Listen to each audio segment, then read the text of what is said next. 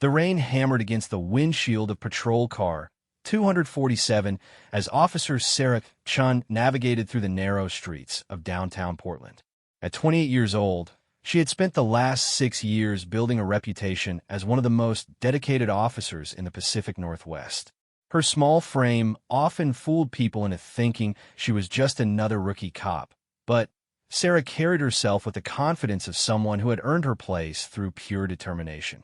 The radio crackled to life, cutting through the steady rhythm of the windshield wipers. All units, we have a domestic disturbance call at 1847 Cedar Street. Reports of multiple individuals involved, possible weapons on scene. Unit 247, you're closest to the location. Sarah grabbed the radio without hesitation. Unit 247 responding. ETA, 3 minutes. She had handled dozens of domestic calls before, but something about this one felt different. The dispatcher's voice carried an edge of concern that made Sarah's instincts sharpen. As she turned onto Cedar Street, she could see a small crowd gathered outside a run-down apartment building. Several people were shouting, and through her side window, she caught glimpses of someone waving their arms frantically. The apartment building stood like a tired giant against the gray sky. Paint peeled from its sides, and several windows were boarded up with plywood. This wasn't the worst neighborhood in Portland, but it wasn't the safest either. Sarah had been here before, usually for noise complaints or petty theft reports.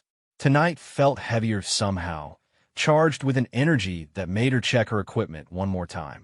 Sarah parked the patrol car and stepped out into the rain. Immediately, a woman in her 50s rushed toward her. The woman's eyes were wide with fear, and her hands shook as she pointed toward the building's entrance. "Officer, thank God you're here. It's apartment 2B. There are 5 men up there, and they've been drinking all day. My neighbor, Maria, she's trapped inside with them. We heard screaming about 20 minutes ago, and then everything went quiet. That's when we called." Sarah felt her training kick in as she processed the information. Multiple suspects, possible hostage situation, and she was the first responder on scene. Backup was at least 5 minutes away, and in situations like this, 5 minutes could mean the difference between life and death. "What's your name, ma'am?" Sarah asked, pulling out her notepad. "Linda Morrison. I live in apartment 1A, right below them. Those men, they're not from around here. They showed up this morning in a beat-up van, and they've been making noise ever since. Maria went up there to ask them to keep it down because her baby was trying to sleep. That was 2 hours ago." Sarah looked up at the second-floor windows. The lights were on in apartment 2B, but she couldn't see any movement. The building had 2 entrances, the main door at the front and a fire escape at the back. If she waited for backup, the situation could escalate further. If she went in alone, she'd be outnumbered 5-1. "Linda, I need you to stay down here and direct my backup when they arrive. Point them to apartment 2B and make sure all the other residents stay in their apartments with their doors locked." Sarah approached the main entrance, her hand resting on her service weapon. The building's lobby was dimly lit, with flickering fluorescent lights that cast strange shadows on the walls. The elevator was out of order, which meant she'd have to take the stairs. Each step echoed in the narrow hallway as she made her way to the second floor. The hallway smelled of cigarettes and something else she couldn't identify. Apartment 2B was at the end of the corridor, and as she got closer, she could hear voices inside. They were speaking in low tones, but she caught fragments of conversation that made her blood run cold. "She's seen too much now. We can't let her leave. Keep her quiet until we figure out what to do." Sarah positioned herself beside the door and listened more carefully. She counted at least 3 different voices, maybe 4. Through the thin walls, she could hear what sounded like someone crying softly. Her heart raced as she realized Maria was still alive, but in immediate danger. She tried the door handle slowly. It was locked, but the door felt flimsy. These old apartment buildings weren't built for security. Sarah knew she could kick it in if necessary, but that would eliminate any element of surprise she might have. The radio on her shoulder buzzed quietly. "Unit 247, what's your status?" "Backup is en route. ETA 4 minutes." Sarah keyed the radio and spoke in a whisper. Unit 247, I'm outside the apartment. I can hear the victim inside with multiple suspects. Situation appears urgent. May need to move before backup arrives. As she waited for a response, Sarah heard the voices inside getting louder. Someone was arguing, and the tone was becoming more aggressive.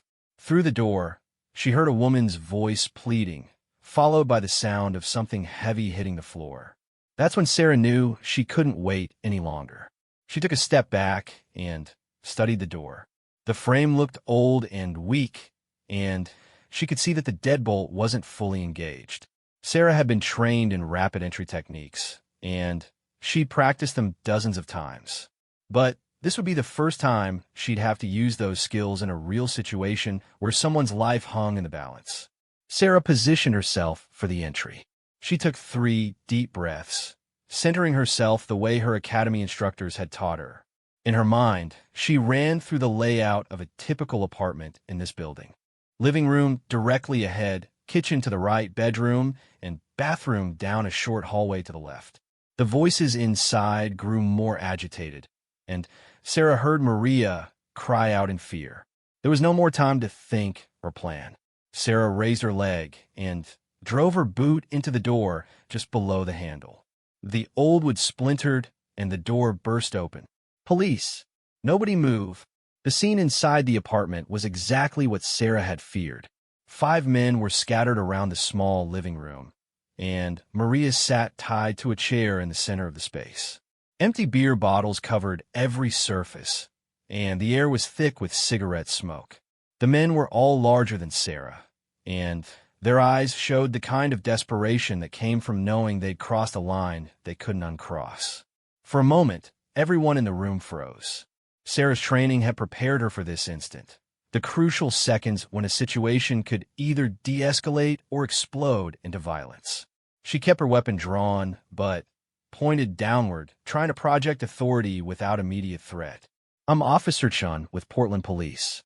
Maria, are you hurt? Maria shook her head, tears streaming down her face. They said they'd kill me if I screamed.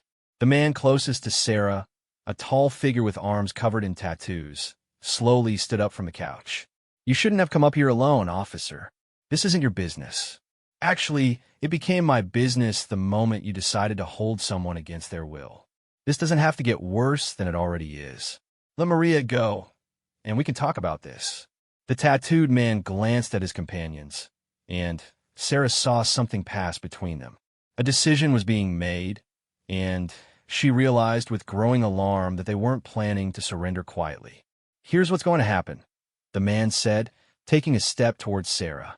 You're going to put that gun down, and you're going to forget you ever saw us here. Sarah's grip tightened on her weapon. That's not going to happen. My backup will be here in 2 minutes. Your best option is to cooperate now. Another man, shorter but stockier than the first, moved to Sarah's left. She was starting to feel surrounded, and the apartment's layout wasn't giving her many options. The door behind her was still open, but with Maria tied up in the center of the room, Sarah couldn't retreat without abandoning the victim. 2 minutes is a long time, the stocky man said with a grin that made Sarah's skin crawl. A lot can happen in 2 minutes. Sarah realized that these men had already decided they had nothing to lose. Whether it was outstanding warrants, prior convictions, or something else entirely, they were prepared to fight rather than be arrested. Her hand moved instinctively toward her radio, but the tattooed man caught the movement. Don't even think about it. Jake, get that radio away from her. The man called Jake started moving towards Sarah from her right side. She now had threats coming from multiple directions, and the situation was deteriorating rapidly. Through her peripheral vision, she could see that the other 2 men were also getting to their feet, preparing to join whatever was about to happen. Sarah's mind raced through her options. She could draw her weapon and try to control the situation through the threat of force, but in such close quarters with multiple attackers, that strategy could backfire quickly. She could try to retreat and wait for backup, but that would mean leaving Maria at the mercy of 5 increasingly desperate men. As Jake got within arm's reach, Sarah made a split-second decision that would define the rest of her career. Instead of reaching for her gun, she stepped forward and drove her elbow into Jake's solar plexus. The move caught him completely off guard, and he doubled over, gasping for air. The tattooed man reacted immediately, lunging towards Sarah with his arms outstretched. But Sarah's 6 years of martial arts training, combined with countless hours of police defensive tactics practice, had prepared her for exactly this moment. She sidestepped his charge and used his momentum against him, sending him crashing into the wall behind her. The stocky man tried to grab Sarah's gun arm, but she twisted away from his grip and delivered a sharp knee strike to his thigh. The impact hit a pressure point that sent shooting pain up his leg, and he stumbled backward. In the space of 10 seconds, Sarah had neutralized 3 of the 5 men without drawing her weapon. But she knew the fight was far from over. The remaining 2 men were spreading out, trying to flank her, and the ones she'd already hit were starting to recover. Maria watched in amazement as this small police officer seemed to be everywhere at once, moving with a speed and precision that defied her size. But Maria could also see what Sarah couldn't. One of the men was reaching behind the couch for something that glinted in the dim light. The knife came from Sarah's blind spot, slashing through the air where her head had been just moments before. The 4th man, who had been quiet until now, moved with surprising speed for someone who'd been drinking all day. Sarah ducked and rolled to her left, putting the coffee table between herself and the blade. "Maria, stay down," Sarah shouted as she came up in a defensive crouch. The apartment suddenly felt much smaller as all 5 men began to close in around her. The tattooed man had recovered from hitting the wall and was now blocking her path to the door. Jake was still wheezing, but had positioned himself near the kitchen entrance. The stocky man was limping but determined, and the knife wielder was advancing steadily. The 5th man, who had stayed near Maria's chair, was the largest of the group and looked like he'd been in plenty of fights before. Sarah's training had covered scenarios like this, but the reality was far more chaotic than any practice session. The apartment's cramped space worked against her, limiting her movement and making it impossible to keep all 5 attackers in her line of sight at once. The knife wielder made another slash, this time aiming for Sarah's midsection. She jumped backward, but her heel caught the edge of the coffee table, and she stumbled. In that instant of imbalance, the big man near Maria charged forward with his arms spread wide, trying to tackle her to the ground. Sarah's martial arts instructor had always told her that the ground was the last place a smaller fighter wanted to be in a multiple opponent situation. As the big man's arms closed around her waist, Sarah drove her knee upward as hard as she could. The impact caught him just below the rib cage, and his grip loosened enough for her to slip free. But now she was completely surrounded, with her back to the far wall of the living room. The 5 men formed a loose semicircle around her, and she could see the confidence growing in their eyes. They thought they had her trapped. What they didn't know was that Sarah had spent 2 years studying Krav Maga specifically because she was tired of being underestimated because of her size. Her instructor, a former Israeli military trainer named David, had drilled into her that size and strength mattered far less than speed, precision, and the willingness to do whatever was necessary to survive. "Last chance," the tattooed man said, breathing heavily. "Drop the gun and the radio, and maybe we'll let you walk out of here." Sarah's response was to shift her weight on her back foot and prepare for what she knew would be the fight of her life.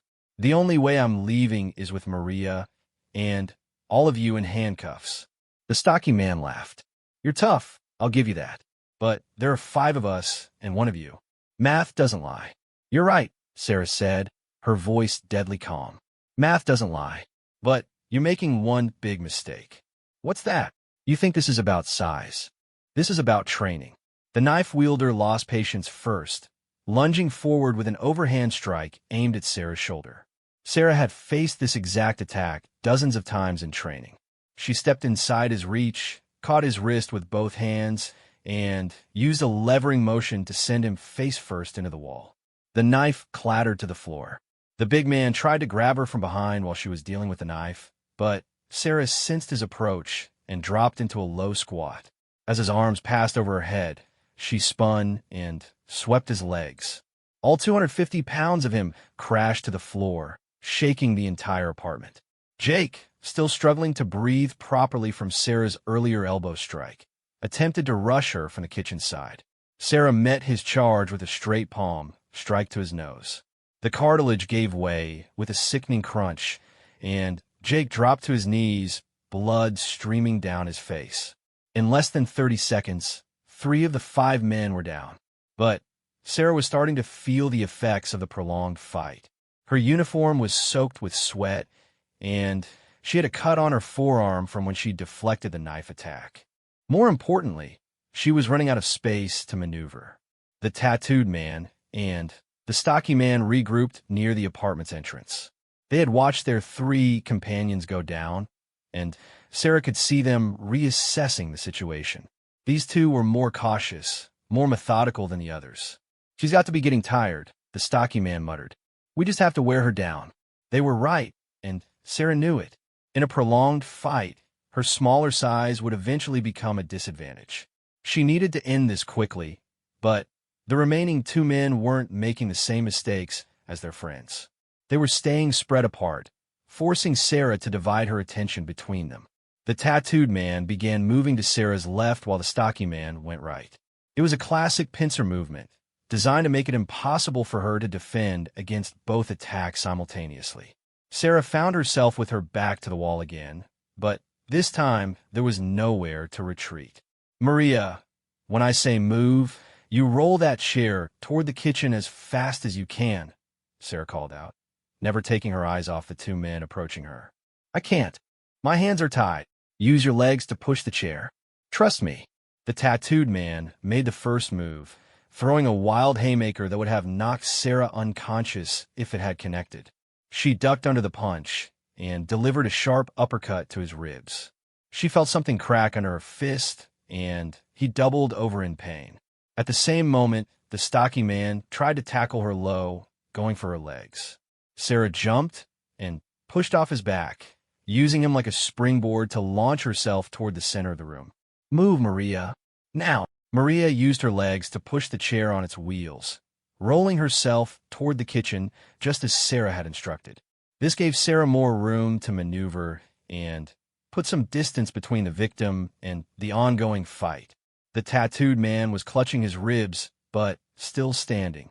The stocky man had recovered from Sarah's springboard maneuver and was circling her again. Behind them, the knife wielder was starting to stir, and Jake was trying to get to his feet despite his broken nose.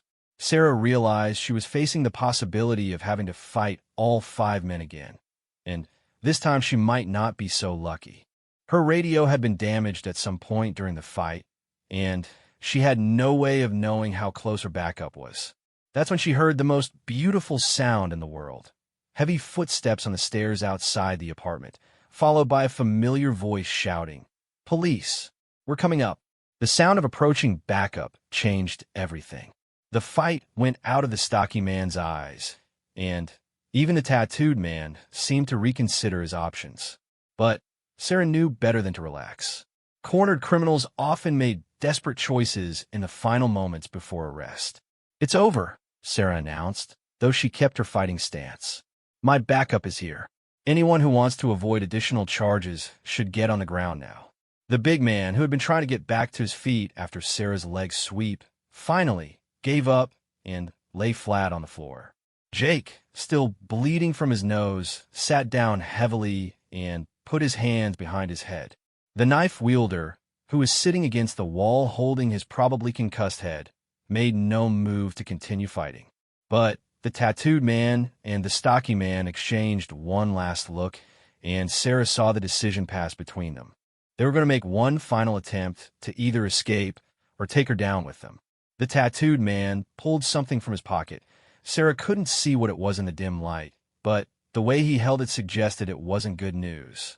The stocky man began moving toward Maria, apparently deciding that a hostage might improve their situation. Sarah found herself facing an impossible choice. She could stop the tattooed man and whatever weapon he was drawing, or she could protect Maria from the stocky man. But she couldn't do both simultaneously. The apartment door burst open just as Sarah made her decision. 3 uniformed officers flooded into the room, weapons drawn, and shouting commands. The tattooed man dropped whatever he'd been holding and raised his hands. The stocky man froze halfway to Maria's chair. "Officer Chun, report," shouted Sergeant Morrison, Sarah's immediate supervisor. Sarah straightened up, suddenly aware of how she must look. Her uniform was torn and dirty, her face was flushed with exertion, and there was blood on her sleeve from the knife encounter. Around her, 5 men were in various stages of defeat, some lying flat, others sitting with their hands visible, all looking like they'd been through a meat grinder. 5 suspects in custody, Sergeant.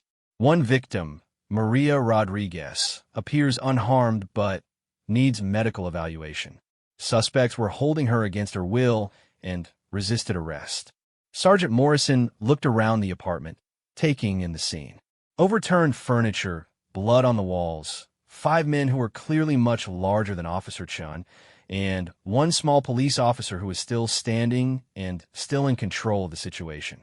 "Officer Chun, did you engage all 5 suspects alone?" "Yes, sir." The situation was deteriorating rapidly, and I determined that waiting for backup would put the victim at unacceptable risk. One of the backup officers was already cutting Maria free from the chair, while another was calling for paramedics. The 5 suspects were being handcuffed and searched, and weapons were being cataloged for evidence. The knife was bagged, along with what turned out to be a box cutter that the tattooed man had been reaching for. As the immediate chaos of the arrest subsided, Sergeant Morrison pulled Sarah aside. "Chin, what you did here, this is going to make waves. Taking on 5 suspects alone, especially in a confined space like this, goes against pretty much every tactical principle we teach." Sarah felt her heart sink. She'd been so focused on protecting Maria and neutralizing the threat that she hadn't considered how her actions might be viewed by her superiors. "Sergeant, I know it wasn't textbook, but it worked," Morrison interrupted. "And more importantly, you saved that woman's life. Those men had already decided they couldn't let her go. If you'd waited for backup, we might be looking at a very different outcome." As if to confirm Morrison's words, one of the arresting officers approached them. "Sergeant, you need to hear this. The big guy over there is already talking, trying to cut a deal. Says they came here to rob the place, but when Maria saw them and could identify them, they decided they had to, they were planning to kill her and make it look like a break-in gone wrong." The weight of that revelation hit Sarah like a physical blow. These men hadn't just been holding Maria, they'd been planning to murder her. If Sarah had followed protocol and waited for backup, Maria would be dead. Morrison nodded grimly. "Good work, Chun. Get yourself checked out by the paramedics, and then we'll need a detailed report. This is going to be reviewed at the highest levels, but I can tell you right now that you did everything right." As the suspects were led away and Maria was taken to the hospital for evaluation, Sarah finally allowed herself to feel the full impact of what had just happened. In the space of less than 2 minutes, she had fought and defeated 5 armed men while protecting an innocent victim. She'd done it without drawing her weapon, relying instead on her training and determination. The story would eventually make its way through the entire Portland Police Department and beyond. But for Sarah, the most important part was walking out of that apartment building knowing that Maria Rodriguez was alive and safe, and that 5 dangerous criminals were off the streets. The internal affairs investigation began 3 days after the incident on Cedar Street.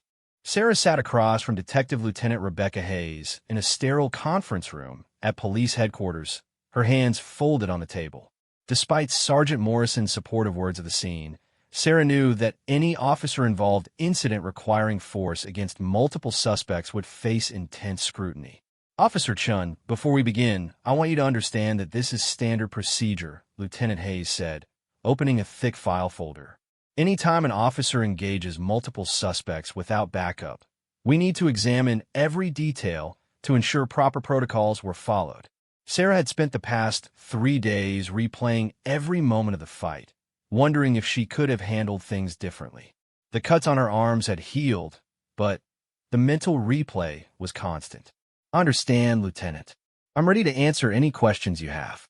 Let's start from the beginning. When you received the domestic disturbance call, what was your assessment of the threat level? Initially, I categorized it as a standard domestic dispute. But when I arrived on scene and spoke with Linda Morrison, the witness, the situation seemed more serious. 5 unknown males, possible hostage situation, victim who had been silent for an extended period. Lieutenant Hayes made notes as Sarah spoke. At what point did you decide to enter the building without waiting for backup? Sarah had dreaded this question. In the cold light of the interview room, her decision to go in alone seemed reckless. But she remembered Maria's terrified face and the desperation in the men's voices. When I heard the victim cry out in apparent distress, followed by what sounded like someone falling or being struck, based on my training and experience, I believed that waiting for backup could result in serious harm or death to the victim. Officer Chun, you've been with the department for 6 years. In that time, how many similar situations have you encountered where you chose to wait for backup? Sarah thought carefully. Approximately 15 situations that were comparable in nature. In all previous cases, I followed protocol and waited for additional officers. What made this situation different? The audio evidence of escalating violence, combined with the confined space that would make victim extraction more difficult once the suspects were fully alerted to police presence. I assessed that the element of surprise was our primary tactical advantage, and that advantage would be lost if we waited. Lieutenant Hayes leaned back in her chair. Walk me through your decision-making process once you were inside the apartment. Sarah closed her eyes, putting herself back in that cramped living room.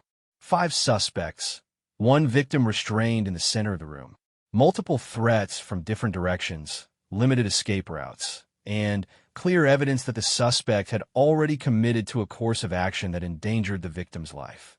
You chose not to draw your weapon initially. Explain that decision. In such close quarters, with the victim positioned between myself and multiple suspects, there is significant risk of crossfire. Additionally, drawing a weapon in that environment could have escalated the situation and put the victim in greater immediate danger.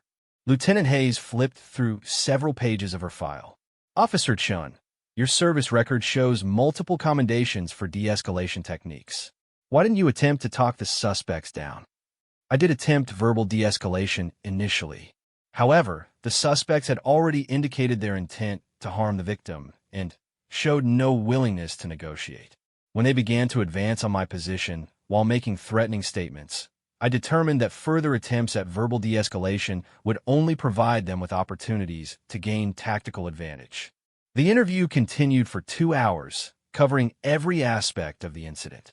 Lieutenant Hayes asked about Sarah's martial arts training, her decision-making under stress, and whether she felt she had used excessive force against any of the suspects. The suspects sustained various injuries during the encounter, Hayes noted. Broken nose, possible concussion, bruised ribs, and multiple contusions. Do you feel these injuries were justified given the circumstances? Sarah had wrestled with this question herself. She believed in using the minimum force necessary, but in that apartment, minimum force had meant neutralizing threats as quickly as possible. Lieutenant, each use of force was in direct response to an immediate threat to either myself or the victim.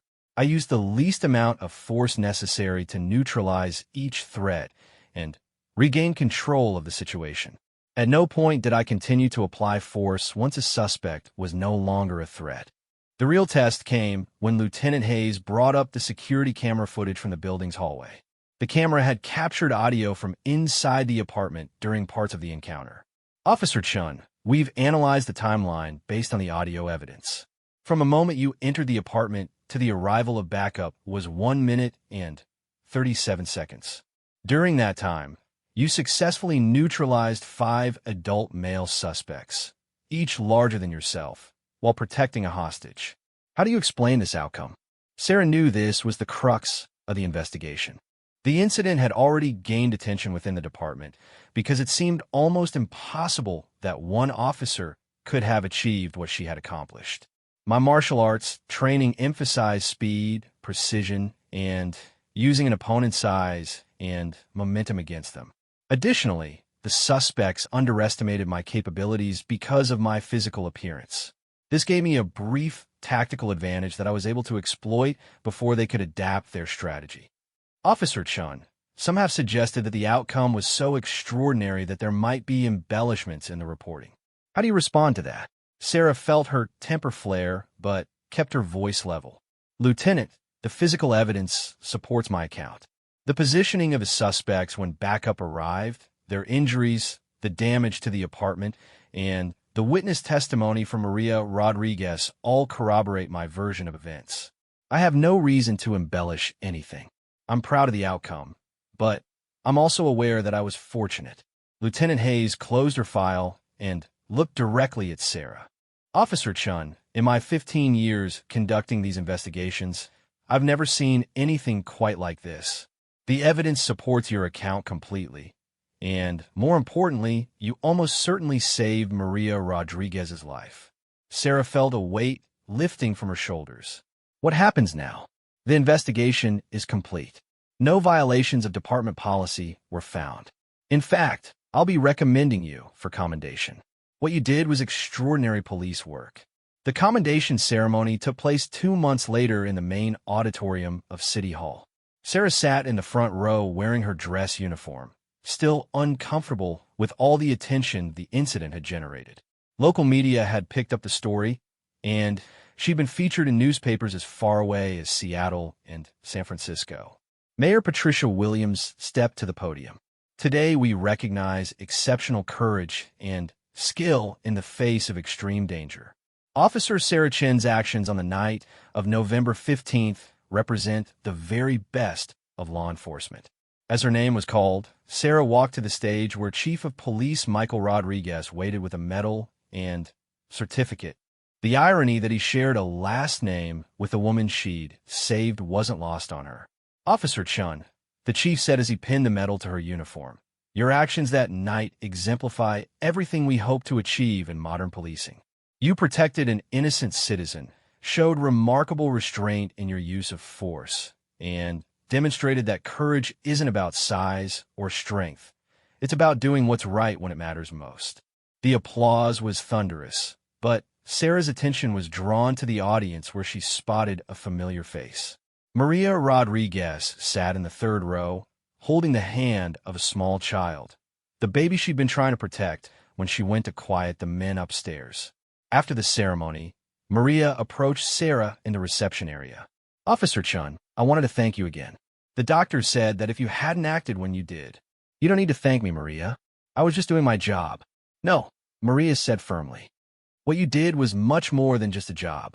You saved my life, and you saved my daughter from growing up without a mother. That's not something I'll ever forget.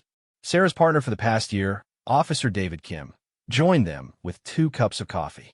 Chun, you know you've become something of a legend around the department, right? New recruits are asking to hear the story of the Cedar Street fight. Great, Sarah groaned. Just what I need to become a police academy ghost story. Actually, David said with a grin, they're calling it something else. The 1-minute miracle. Sarah rolled her eyes, but she had to admit there was something satisfying about the nickname. In 1 minute and 37 seconds, she had proven that effective police work wasn't about intimidation or overwhelming force. It was about training, quick thinking, and an absolute commitment to protecting those who couldn't protect themselves. The story of that night had already begun to influence training protocols at the police academy. Sarah had been asked to consult on new defensive tactics curricula, with particular emphasis on dealing with multiple attackers in confined spaces. Her techniques were being studied and adapted for officers of all sizes. But, perhaps more importantly, the incident had opened conversations about the role of women in law enforcement that went beyond simple equality arguments. Sarah had demonstrated that diverse approaches to police work could be not just as effective as traditional methods, but sometimes more effective. Lieutenant Hayes approached the group, holding a fresh cup of coffee and a knowing smile. Chun, I hope you're ready for more attention. I just got word that the FBI wants to interview you about your techniques. Apparently, there's interest in incorporating some of your methods into federal law enforcement training. Sarah felt a mix of pride and apprehension. She joined the police force to serve her community, not to become a poster child for revolutionary policing techniques. But if her experience could help other officers protect civilians more effectively, she was willing to share what she'd learned. Lieutenant, as long as it helps keep people safe, I'm happy to help. Maria squeezed Sarah's hand one more time before leaving with her daughter.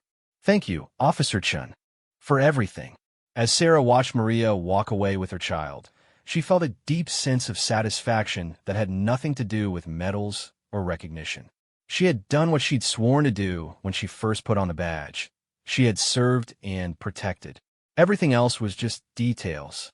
6 months after the Cedar Street incident, Sarah found herself standing in front of a classroom full of police cadets at the Oregon Public Safety Academy. The young faces looking back at her showed a mixture of eagerness and skepticism. Some had probably heard exaggerated versions of her story, while others were wondering what this small Asian woman could possibly teach them about real police work. Good morning, cadets. I'm Officer Sarah Chun from Portland PD, and I'm here to talk to you about tactical decision-making under pressure. Sarah had been reluctant to accept the teaching assignment initially.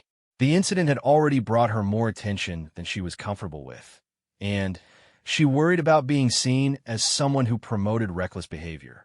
But Captain Martinez had convinced her that sharing her experience could save lives, both officer and civilian. Before we begin, I want to address something. Some of you may have heard about an incident involving multiple suspects that occurred last year. We're going to examine that case today, but not because it's a template you should follow. We're studying it because it illustrates the importance of adapting your tactics to rapidly changing circumstances. Sarah clicked to the first slide of her presentation, which showed a floor plan of the Cedar Street apartment building. Tactical scenario. You respond alone to a domestic disturbance call. Upon arrival, you discover 5 male suspects holding a female hostage in a second-floor apartment. Your backup is 5 minutes away. What do? Hands shot up around the classroom. Sarah pointed to a cadet in the front row, a tall young man who looked like he'd played football in college. Ma'am, I'd establish a perimeter and wait for backup. Protocol states that you don't engage multiple suspects without sufficient support. That's textbook correct, Cadet Thompson, Mom. Cadet Thompson, you followed protocol perfectly. Under normal circumstances, that would be the right call. But let me add some additional information.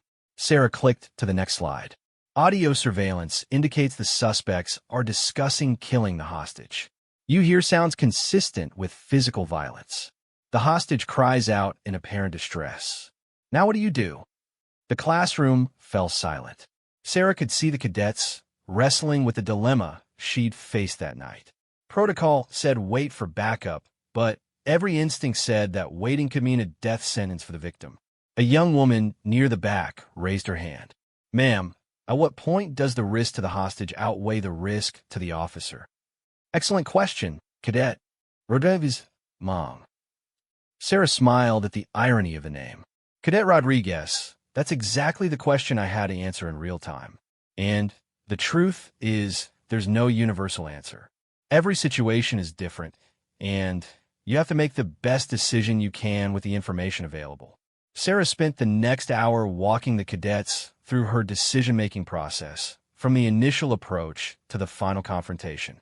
She emphasized the tactical principles that had guided her choices: speed over strength, precision over power, and the importance of using an opponent's assumptions against them. The suspects expected me to rely on my weapon because that's what they would have done. When I chose hand-to-hand combat instead, it disrupted their entire tactical framework. They prepared for a gunfight, not a martial arts demonstration.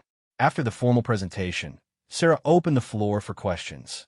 The responses revealed how much the incident had already influenced police thinking. Officer Chun, is it true that some departments are now requiring martial arts training for all officers? Asked one cadet. Several departments have expanded their physical fitness and defensive tactics requirements, yes. But the point isn't that everyone needs to become a martial artist. The point is that effective police work requires adaptability and creative problem solving. Another cadet raised his hand. Ma'am, some people are saying that what you did was just luck. How do you respond to that? Sarah had heard this criticism before, usually from older officers who felt threatened by the attention her techniques were receiving. There's always an element of luck in any dangerous situation, but luck favors the prepared. The techniques I used that night were things I'd practiced thousands of times. The decision-making process was based on 6 years of experience and training. Was I lucky that everything worked out? Absolutely. But I made my own luck through preparation. The discussion continued for another 30 minutes, covering everything from legal implications to psychological preparation for high-stress encounters. As the session wound down, Sarah noticed that the initial skepticism in the room had been replaced by genuine interest and respect. Academy Director Colonel James Patterson approached as the cadets filed out. Officer Chun, that was outstanding. These cadets will carry those lessons with them throughout their careers. I hope so, Colonel. If sharing my experience helps even one officer make better decisions in a crisis situation, it's worth the discomfort of being in the spotlight. Patterson handed Sarah a folder. Actually, that's what I wanted to talk to you about. We've had requests from law enforcement agencies in 12 states to have you speak at their academies. The FBI training facility at Quantico wants to bring you in as a guest instructor. There's even interest from international law enforcement. Sarah opened the folder and scanned the requests. Police departments in Texas, Florida, New York, and California had all submitted formal invitations.